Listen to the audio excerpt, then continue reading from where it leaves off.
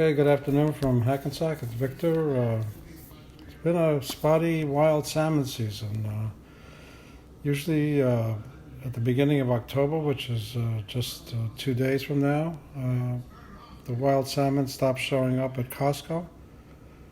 But in the last few weeks, I haven't been able to find any. And today, on our weekly trip there, I did find this beautiful piece of wild King Salmon. This is a fresh piece of salmon.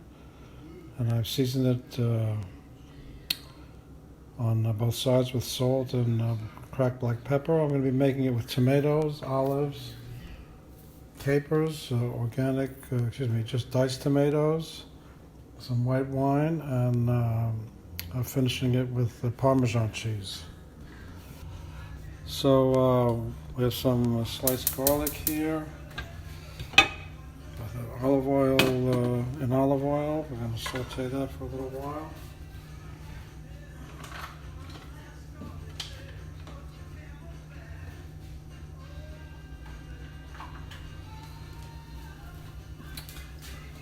I did a little preparation. Going to need a can of diced tomatoes. This small can of pitted black olives and some Kalamata Greek olives also pitted, and some capers. I rinsed those to get some of the sodium out. There's going to be white wine in this dish as well. Just sauteing the garlic for a little while.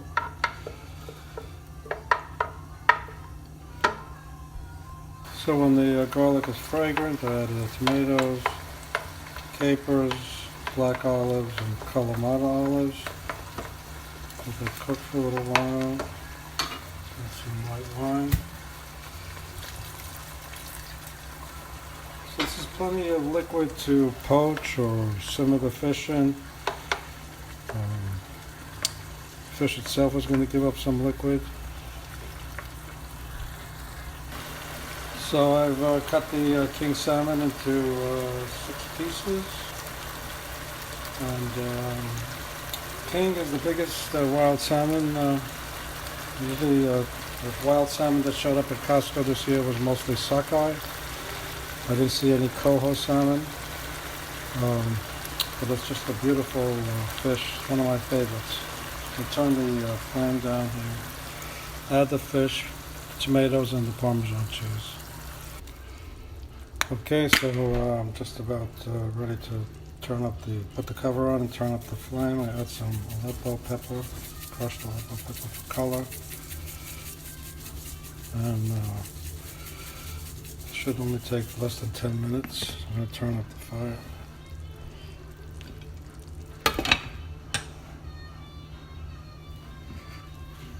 I did this with flounder the other night. It came out beautiful. I love the saltiness of the olives and the capers, and the richness of the melted cheese. I'm using a cooking thermometer, and the fish has to reach 145 degrees internal temperature. So it looks like it's done now. The cheese is melted. I'm going to give it a try.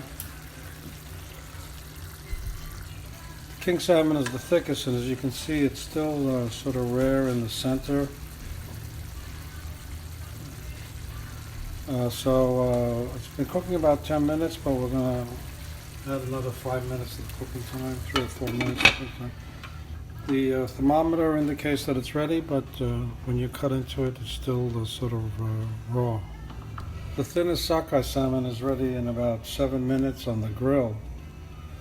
Like 4 minutes on one side and 3 minutes, but it's less than a ½ inch thick usually. This is unusually thick for fresh wild salmon.